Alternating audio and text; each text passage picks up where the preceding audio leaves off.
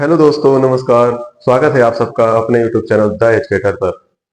दोस्तों, ये वीडियो उत्तर प्रदेश से ब्रेकिंग न्यूज को लेकर है। क्या क्या ब्रेकिंग न्यूज निकल के आई है उसको आइए जान लेते हैं। पहले यूपी पुलिस कांस्टेबल भर्ती 2024 का रिजल्ट इससे रिलेटेड है। और पीसीएस आरओ यारो परीक्षा के अपडेट को लेकर है ये वीडियो। 69 शिक्षक भर्ती अपडेट, यूपी बोर्ड में होगा बार कोड का प्रयोग और बेसिक स्कूलों के मूल्यांकन में परख ऐप का प्रयोग। तो इन महत्वपूर्ण बातों पर चर्चा होगी, तो आइए एक एक करके हम लोग देखते हैं। सबसे पहले देख लेते हैं पुलिस कांस्टेबल भर्ती। तो यूपी पुलिस कांस्टेबल भर्ती 2024 की लिखित परीक्षा दे चुके 48 लाख से ज्यादा युवाओं का इंतजार बहुत जल्द खत्म होने वाला है।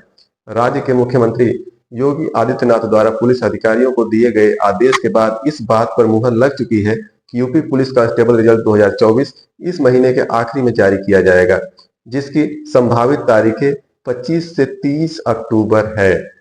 योगी आदित्यनाथ जी ने जो आदेश दिया है उसके मुताबिक जो प्रदेश में पुलिस कांस्टेबल भर्ती हुई थी 2024, उसमें 48 लाख से ज्यादा युवा आवेदन की मतलब एग्जाम में बैठे थे। और ऐसे में इसका जो रिजल्ट है इसी महीने 25 से 30 अक्टूबर के मध्य आएगा, ऐसी संभावना जताई गई है। बात करते हैं आरओ यारो और पीसीएस की। तो देखिए, आपको पता है कि पीसीएस की परीक्षा टल के दिसंबर में चली गई है। तो पिछली वीडियो में भी आपको बताया गया था कि आरओ यारो में भी यही चांसेस दिख रहे हैं, तो वही संभावना और आसार हो गई। देखिए, आरओ यारो प्रारंभिक परीक्षा टलने के बड़े आसार, दिसंबर में संभव। देखिए, एक ही महीने में दो बड़ी परीक्षाएं आयोग की मुश्किलें बढ़ाएगी। पीसीएस से दोगुने अभ्यर्थियों वाली आरओ यारो परीक्षा के लिए केंद्र तलाशना जटिल। दिसंबर में ही 7 और 8 को पीसीएस प्रारंभिक परीक्षा संभावित।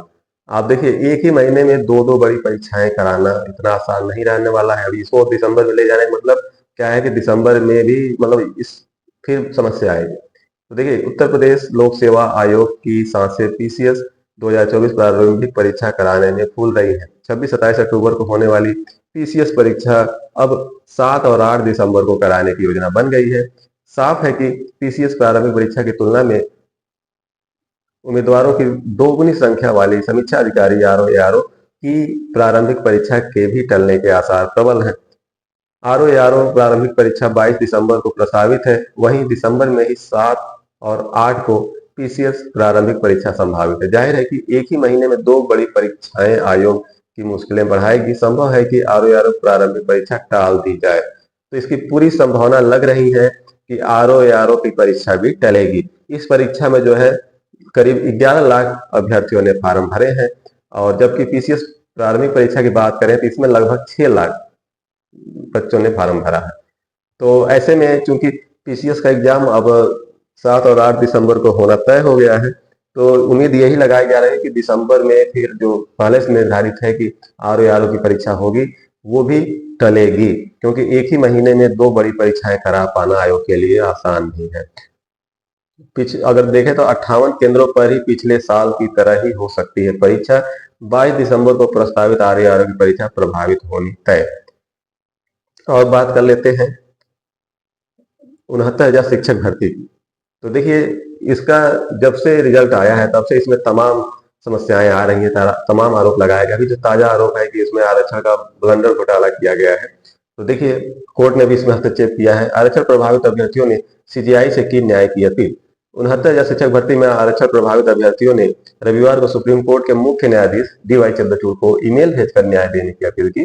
पिछड़ा दलित संयुक्त मोर्चा की ओर से अभ्यर्थियों ने कहा कि प्रदेश के आरक्षण प्रभावित अभ्यर्थियों को आपसे न्याय की उम्मीद है। आरक्षण के मुद्दे पर सुप्रीम कोर्ट में 9 सितंबर को सीजीआई की एक मानव संज्ञान लेकर सुनवाई हुई है। इसमें स्थिति में क्या हुआ कि सीजीआई का मानव संज्ञान लेकर आरक्षण प्रभावित अभ्यर्थियों को न्याय दे। अभ्यर्थियों ने मुख्य न्यायाधीश से कहा है कि 69,000 शिक्षक भर्ती में वह पिछले 4 साल से न्याय न मिल पाने से बहुत परेशान है। हर शिक्षक भर्ती की एक मूल चयन सूची बनाई जाती है, जिसमें अभ्यर्थियों के गुणांक, कैटेगरी और सब कैटेगरी आदि को दिखाया जाता है। तो ये था 69,000 शिक्षक भर्ती पे ताजा अपडेट। इसमें अभ्यर्थियों ने जो है सीजीआई चंद्रचूड़ जी से मेल करके अपने न्याय की गुहार लगाई है। बात करते हैं यूपी बोर्ड में जो इस बार बार कोड का प्रयोग होगा, जिससे कि नकल विहीन परीक्षाएं कराई जा सके। माध्यमिक शिक्षा परिषद की हाई स्कूल और इंटरमीडिएट परीक्षा 2025 में नकल पर अंकुश लगाने के लिए यूपी बोर्ड उत्तर पुस्तिकाओं पर बारकोड लगाने जा रहा है। इससे उत्तर पुस्तिकाओं की रैंडम चेकिंग की जा सकेगी। इस बार परीक्षाओं को रंगीन उत्तर पुस्तिकाएं मिलेंगी। जो परीक्षार्थी होंगे उनको रंगीन उत्तर पुस्तिका मिलेगी। उत्तर पुस्तिका के कवर पेज पर अंकित विवरण का रंग बदला गया है। इस परिवर्तन से पुरानी उत्तर पुस्तिकाओं पर बाहर से लिखवा कर जमा कराने की आशंका भी नहीं रहेगी। इससे क्या, जो इस बार उत्तर पुस्तिका जो मिलेगी बच्चों को वो रंगीन कलर में होगी, और इसके पहले जो मिलती थी वो व्हाइट में होती थी, सिंपल में होती थी। तो क्या होगा, पुरानी कॉपियों को ला के इसमें लोग डाल देते थे बाहर से लिखवा के, तो वो चीजें इस बार उस पर अंकुश लगेगी। ये सब चीजें किया गया है।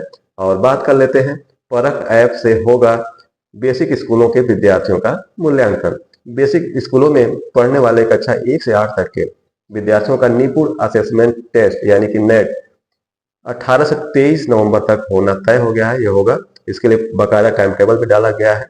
18 से 23 तक किस डेट में किस मंडल में एग्जाम होंगे, मतलब टेस्ट होंगे। इस बार छात्र छात्राओं का मूल्यांकन परख ऐप से होगा, तो उसका मूल्यांकन होगा वो परख ऐप से किया जाएगा। पिछले वर्ष सरल ऐप से इसका मूल्यांकन किया गया था। जो अब पिछले साल जो हुआ था मूल्यांकन वो सरल ऐप से हुआ था, और इस बार जो मूल्यांकन होगा वो परख ऐप से होगा। तो और इसमें क्या है, कक्षा 1 से 3 तक के विद्यार्थियों को हिंदी और गणित के 12 प्रश्न, 4 व 5 के छात्र छात्राओं को हिंदी, अंग्रेजी, गणित और पर्यावरण अध्ययन के 30 प्रश्न, जबकि 6 से 8 तक के विद्यार्थियों को हिंदी, अंग्रेजी, गणित, विज्ञान, सामाजिक विज्ञान के 50 प्रश्नों के जवाब देने होंगे। यानी कि कक्षा 1 से 3 तक के बच्चों को 12 प्रश्न हिंदी और गणित से, और 4 और 5 के जो बच्चे हैं उनको 30 प्रश्नों के जवाब देने होंगे, जिसमें हिंदी, अंग्रेजी, गणित और पर्यावरण रहेंगे। और जो 6 से 8 तक के अगर बच्चों की बात किया जाए तो उसमें 50 प्रश्न पूछे जाएंगे, और उसमें हिंदी, अंग्रेजी, गणित, विज्ञान और सामाजिक विज्ञान रहेंगे। और ये थी दोस्तों आज की अपडेट। मिलते हैं नए वीडियो के साथ, तब तक के लिए आप सभी को जय हिंद।